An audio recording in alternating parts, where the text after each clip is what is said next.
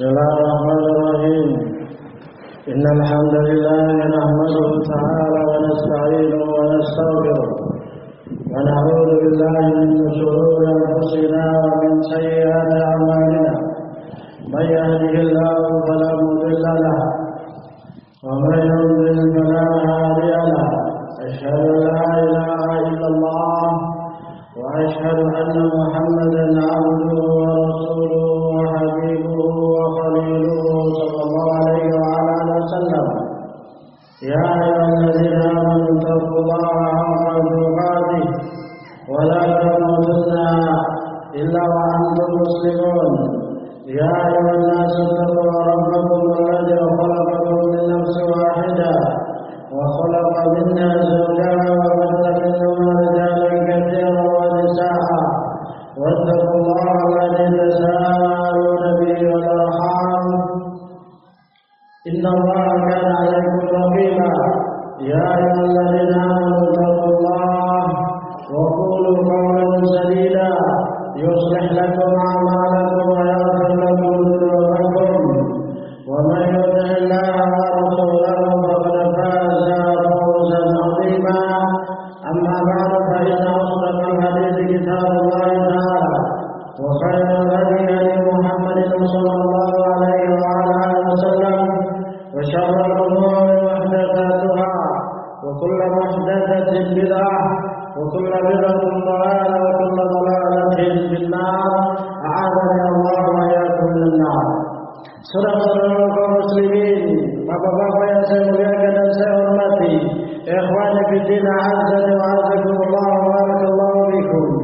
Allah Subhanahu wa ta'ala berfirman, Rasulullah sallallahu alaihi wa alihi wasallam bersabda, "Inna Allah hayyun sittir yuhibbul haya was-sitr."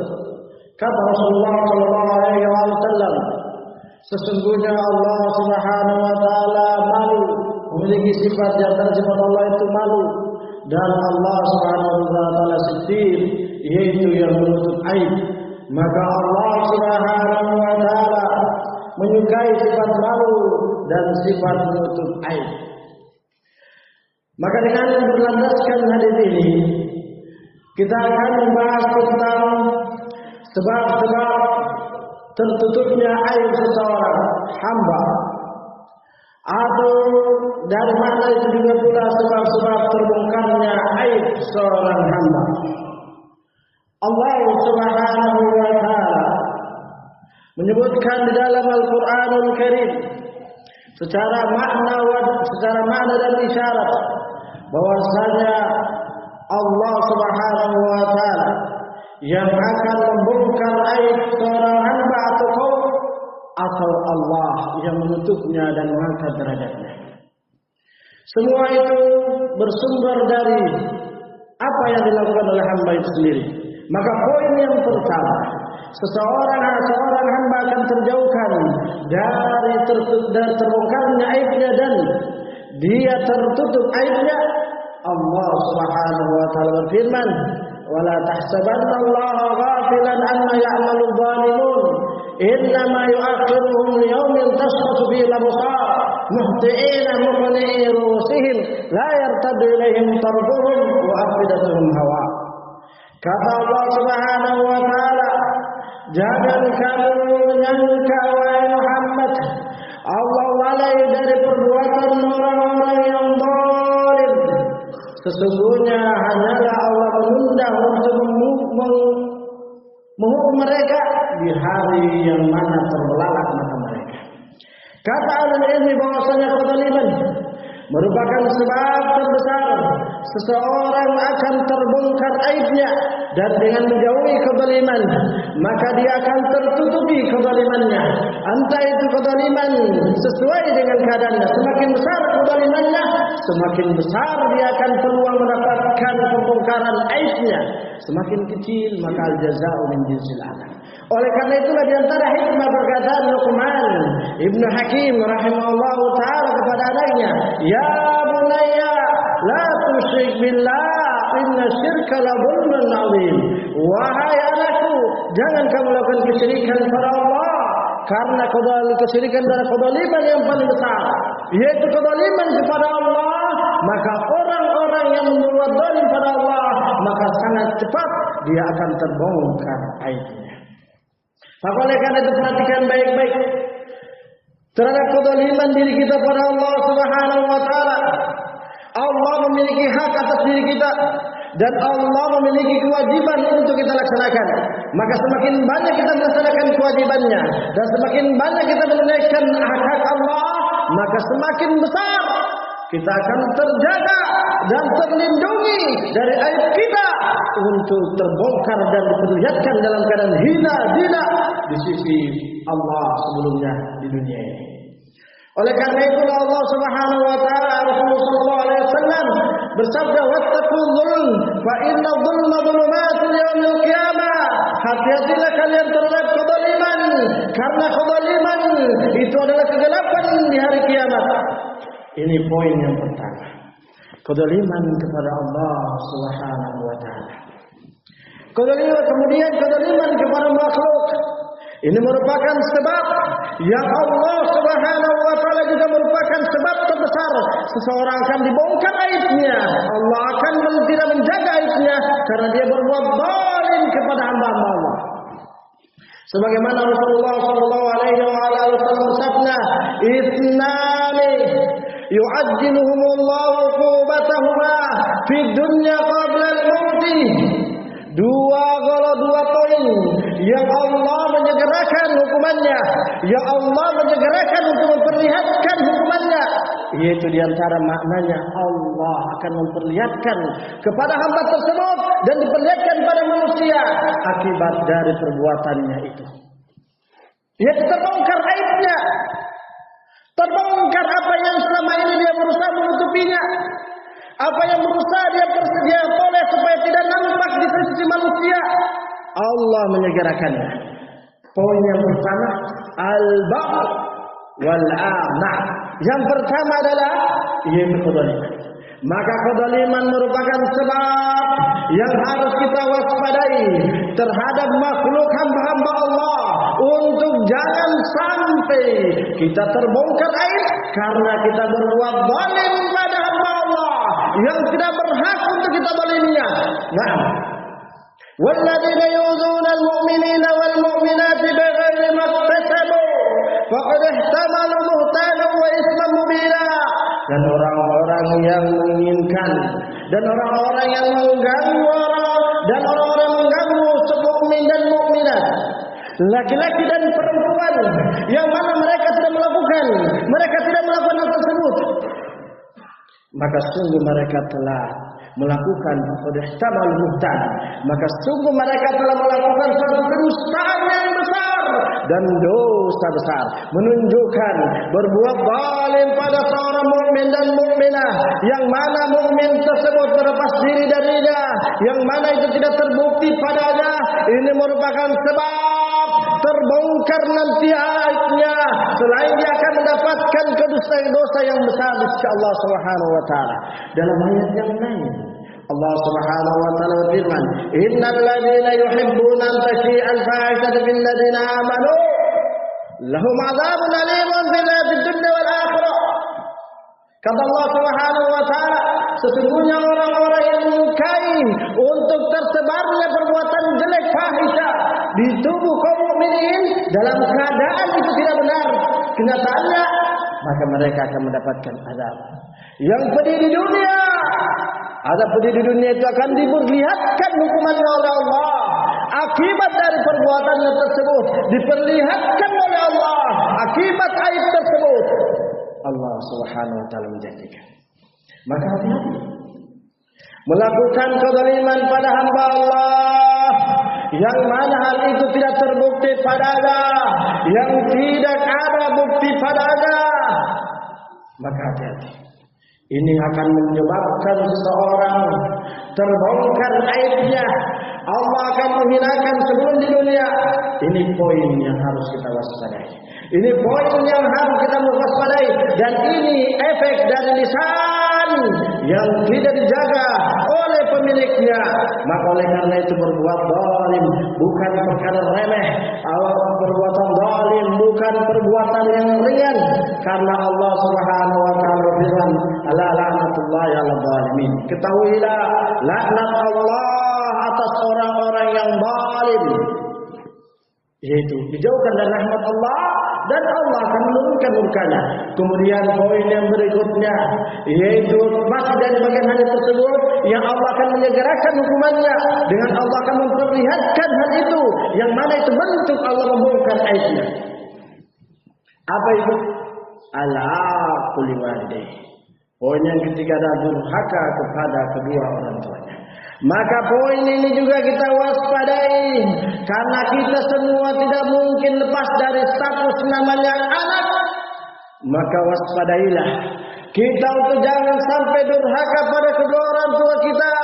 Walladzi qala liwalidayhi uffil lakuma ata'idani al-ayah.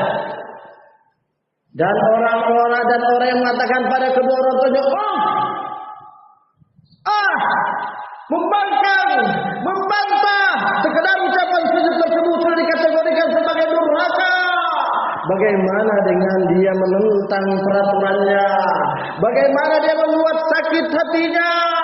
Bagaimana sampai dia membuat dia terkena penyakit orang tuanya? Ataukah sampai orang tuanya menangis karena perbuatan dia yang durhaka?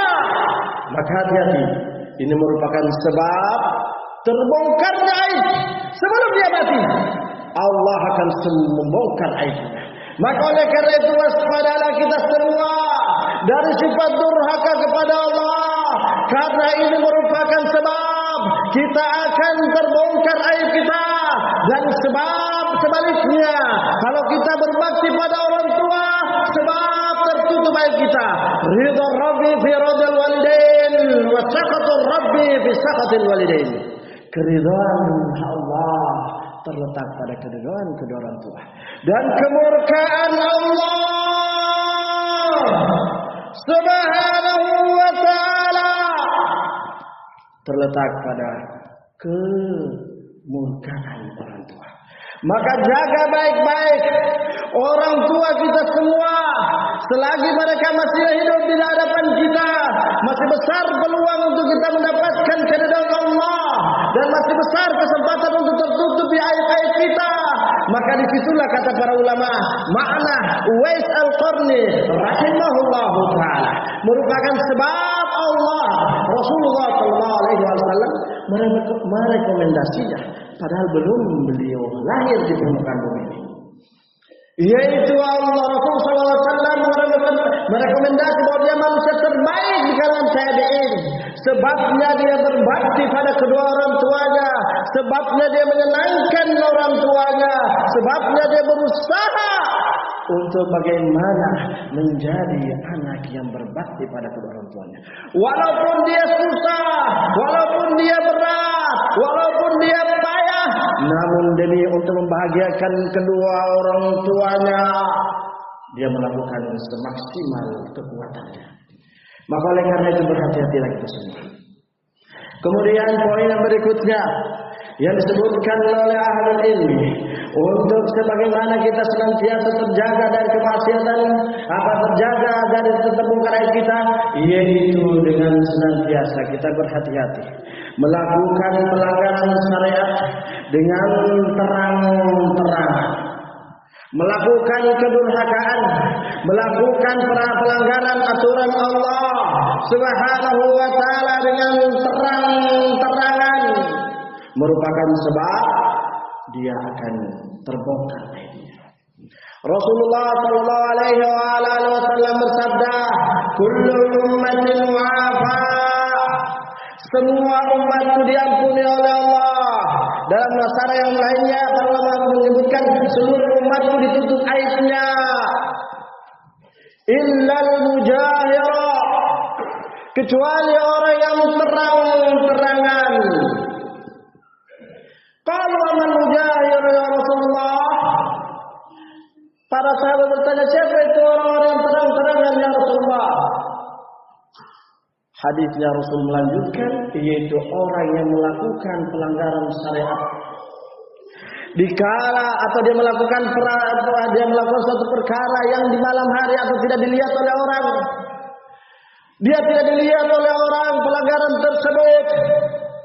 Kemudian di waktu pagi malam di malam hari Allah tutup aib tersebut, Allah tidak membongkarnya, namun dia sendiri yang menceritakannya, dia sendiri yang membukanya, dia sendiri yang mengumumkannya, dia sendiri yang menyatakan inilah aku.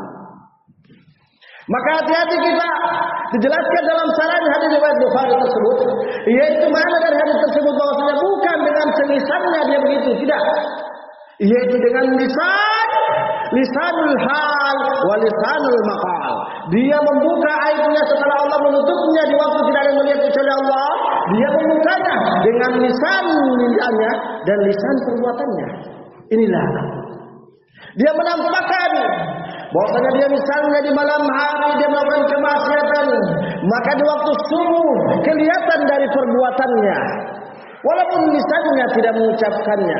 Ini termasuk dari orang yang terang-terangan melakukan kemaksiatan, melakukan pelanggaran orang-orang yang terang-terangan, yaitu dia Allah sudah menutupnya. Maka hati-hatilah kita. Allah menutup aib kita dikala kita melakukan maksiat di waktu saat tidak dilihat orang lain. Maka hati-hati kita ketika dilihat orang lain, jangan sampai terbuka. Baik melalui lisan kita ataupun dengan perbuatan kita. Ini bisa ketahuan karena Allah Subhanahu wa taala yang menjadikannya halus. Kemudian poin yang berikutnya Allah Subhanahu wa taala, poin yang berikutnya yaitu menutup aib saudaranya. Menutup aib saudaranya semuslim. Man satara musliman satarahu Allah yaumal qiyamah. Kata Rasulullah sallallahu alaihi wasallam, barang siapa yang menutup aib saudaranya, maka Allah akan menutup aibnya pula di hari kiamat. Bas konsekuensinya, siapa yang tidak menutup aib saudaranya, maka Allah akan membongkar aibnya. Ya ma'syara man amana bi lisanihi wa lam tadkhulil imanu fi qalbihi la taghtabul muslimin wa la tattabi'u awratahum wa man tattabi' awratahum tatabba Allahu awratah wa afdahu Allah walau fi jurri baitihi.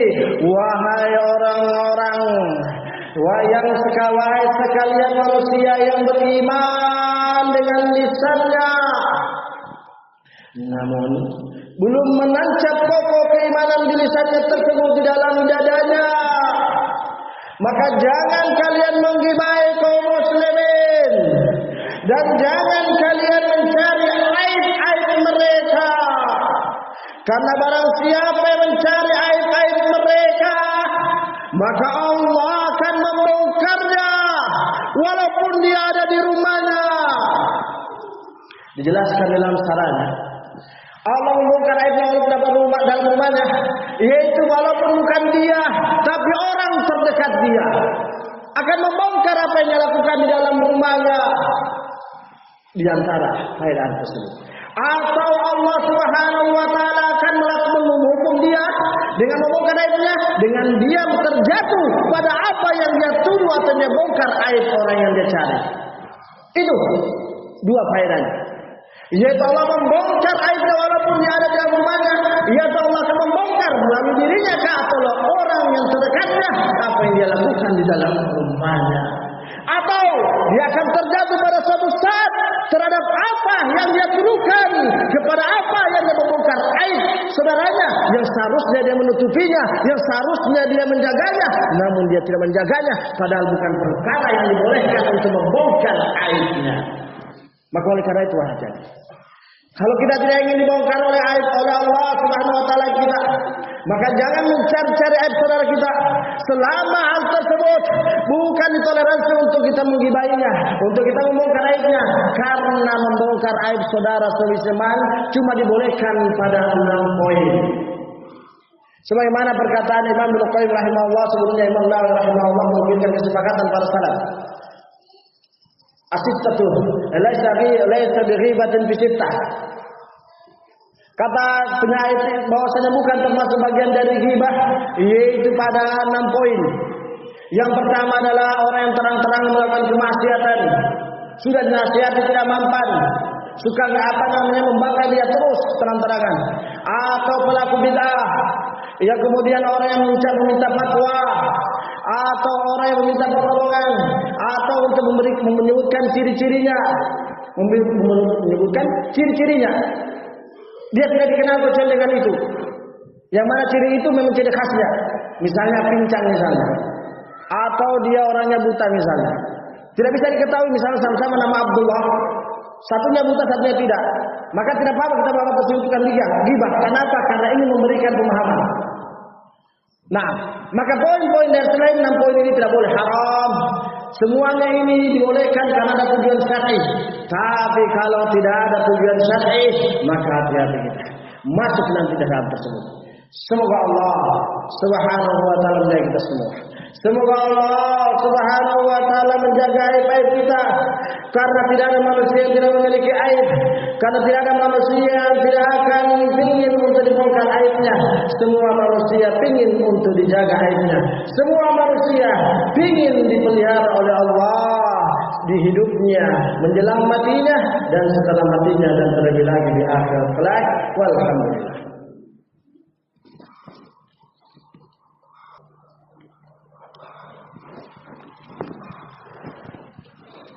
Alhamdulillah, wassalatu wassalamu ala Rasulillah wa ala alihi wa sahbihi wa mawala, amma ba'd. Saudara-saudara kaum muslimin, bapak-bapak yang saya muliakan dan saya hormati, ikhwani fiddin, azza wa azakumullah, barakallahu fikum. Poin yang berikutnya yang merupakan sebab Allah akan menjaga aib seseorang dan Allah Subhanahu wa taala tidak akan membongkarnya, yaitu kejujuran. Maka kejujuran ini akan menjadikan seseorang itu terjaga aibnya. Maka sesuai dengan kejujuran ini Allah Subhanahu wa taala akan memelihara aibnya. Dengan kejujuran ini Allah Subhanahu wa taala akan memberikan kesejahteraan di dunia dan di akhirat. Allah Subhanahu wa taala firman, Ya ayyuhalladzina amanu taqullaha wa qulu qawlan sadida yuslih lakum a'malakum wa yaghfir lakum dzunubakum. Wahai orang-orang yang beriman, bertakwalah kalian kepada Allah Subhanahu wa taala dan berkatalah jujur. Maka Allah akan memperbaiki amalan kalian dan menghapus dosa-dosa kalian. Di antara makna kata tafsir, orang yang jujur Allah Subhanahu wa taala mengampuni dosanya dengan bentuk Allah akan menutupi aibnya. Dengan jujur tersebut Allah akan mengampuni dosanya dan Allah akan menutup aibnya. Maka dengan kejujuran merupakan sebab seseorang hamba akan ditutup aibnya. Maka dengan kejujuran seorang hamba akan dia jaga dan tidak akan dibongkar aib-aibnya. Inilah makna Allah. Inilah mungkin makna kata ini. Inilah makna hikmah firman Allah di akhir surat At-Taubah. Ya ayyuhalladzina amanu taqullaha wa kunu ma'as shadiqin. Wahai orang-orang yang beriman, bertakwalah kalian kepada Allah dan jadilah kalian bersama orang-orang yang jujur. Ayat ini sebab turunnya setelah penerimaan taubat oleh Allah Subhanahu wa taala kepada 3 orang sahabat, di antaranya Ka'ab bin Malik dengan Murrah dan Hilal.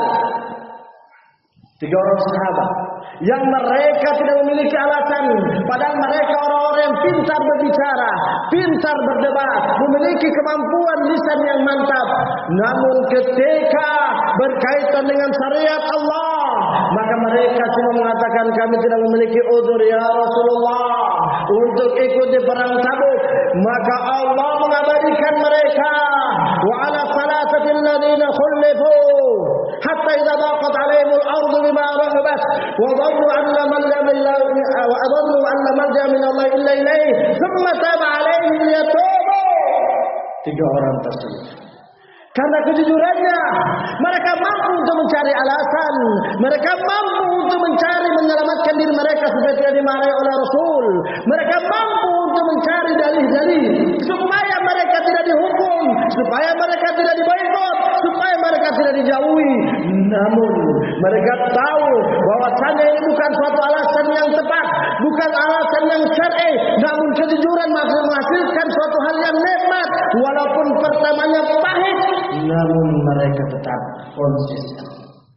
Maka namanya kejujuran merupakan efek seseorang akan tetap dijaga aibnya dan tidak akan dibongkar aibnya cepat atau lambat, sekarang atau besok, dan seterusnya. Maka jujurlah wahai kaum mukminin, wahai kaum muslimin, wahai kaum muslimat, wahai kaum mukminat, jujurlah, karena ini perkara yang berat, namun akhirnya akan bahagia.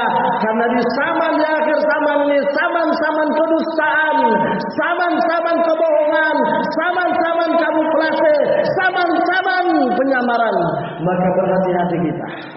Jangan sampai dengan kepintaran kita berargumen, kepintaran kita berdalih, kepintaran kita di dalam mengucapkan kata-kata yang indah, kita terjatuh dalam perkara dosa. Ketahuilah, kedustaan itu Allah yang menghukumnya sebelum datang kematian. Maka oleh karena itulah, waspadalah dari perbuatan tidak jujur. Inilah diantara hikmahnya orang munafik, gelar pertama yang Allah gelari, dan orang munafik gelar pertama yang Rasulullah SAW gelari. Sebelum yang lainnya, beliau menyebutkan adalah dusta, tidak jujur.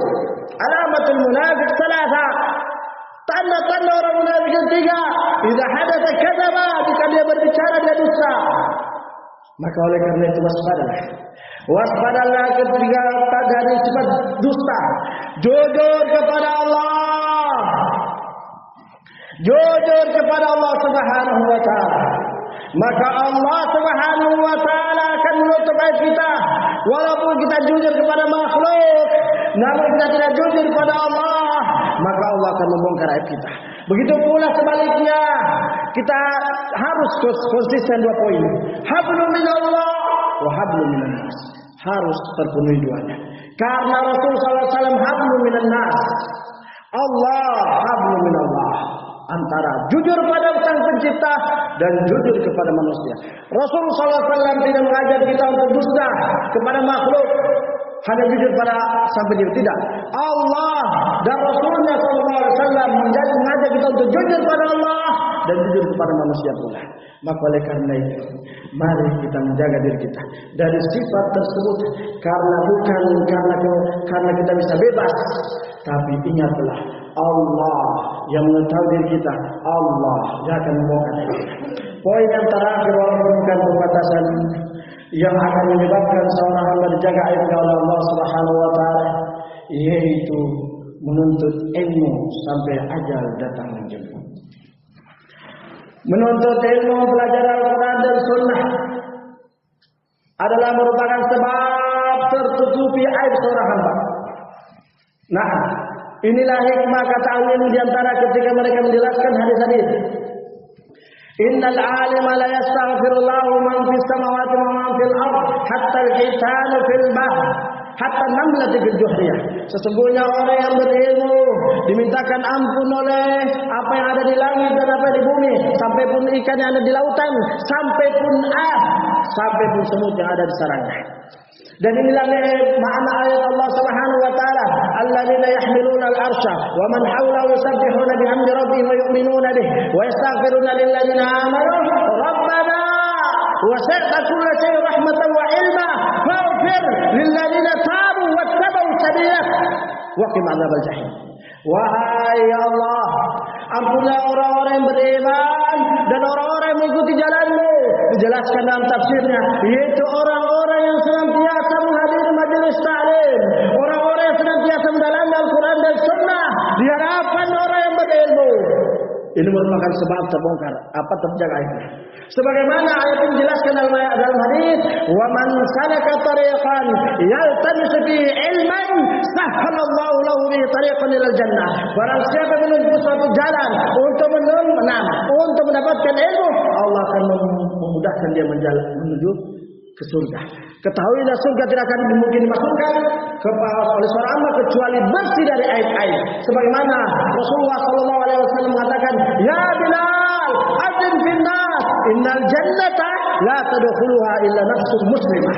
Wa fi riwayat illa nafsun mu'minah. Wahai Bilal, umumkan pada manusia bahwa sana surga tidak akan dimasuki oleh orang kecuali jiwa yang bersih, jiwa yang murni, tertutup dan bersih dari aib. Maka para ulama menjelaskan sebab seseorang akan ditutup aibnya dan akan dijaga aibnya, yaitu dia bersemangat di dalam mempelajari Al-Quran dan Sunnah, dan mempelajari Al-Quran dan Sunnah tidak mungkin kecuali dengan belajar kepada orang yang berilmu. Sebagaimana Rasul belajar pada Jibril, sebagaimana para sahabat belajar kepada Rasul di hadapan majelisnya, sebagaimana tabi'in belajar di hadapan para sahabat, sebagaimana tabi'in belajar kepada tabi'in, seterusnya dan seterusnya. Tidak mungkin secara otodidak, tidak mungkin secara sendiri. Sebagaimana para ulama mengatakan, barang siapa yang menjadikan syekhnya atau gurunya kitabnya, salahnya lebih banyak daripada benar. Maka oleh karena itu masih banyak poin yang disebutkan, namun mudah-mudahan ini mewakili, dan semoga Allah memberkahi kita semua, dan semoga Allah Subhanahu wa taala menjadikan kita hamba-hamba Allah yang ditutup aib kita di dunia dan dijaga keamanan kita yaitu kesengsaraan kita di hari kiamat kelak. Allahumma sur awratana wa amin rawatana innaka sami'un qaribun mujib da'wat ya qadil hajat innaka la tuqribul mi'ad. Wa akhiru da'wana alhamdulillahi rabbil alamin. Subhanakallahumma wa bihamdika asyhadu an la ilaha illa anta astaghfiruka wa atubu ilaik. Aqim shalah.